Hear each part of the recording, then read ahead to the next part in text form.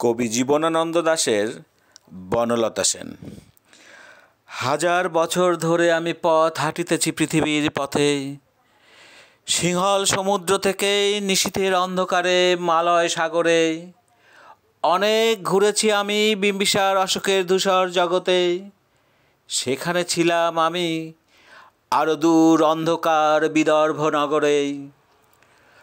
আমি ক্লান্ত প্রাণাক, চারিদিকে জীবনের সমুদ্র সফেন, আমারে দুদণ্ড শান্তি দিয়েছিল নাটোরের বনলতা সেন।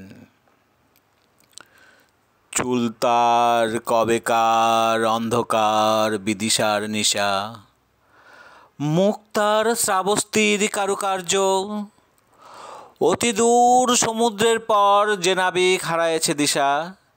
সবুজ ঘাসের দেশ যখন সে চোখে দেখে দারুচিনি দ্বীপের ভিতর, তেমনই দেখেছি তারে অন্ধকারে।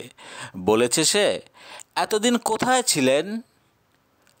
পাখির নীরের মতো চোখ তুলে নাটোরের বনলতা সেন।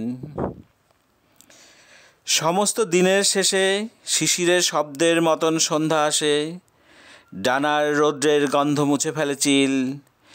পৃথিবীর সব রং নিভে গেলে পাণ্ডুলিপি করে আয়োজন, তখন গল্পের তরে জোনাকির রঙে ঝিলমিল। সব পাখি ঘরে আসে, সব নদী ফুরায় জীবনের সব লেনদেন, থাকে শুধু অন্ধকার মুখোমুখি বসিবার বনলতা সেন।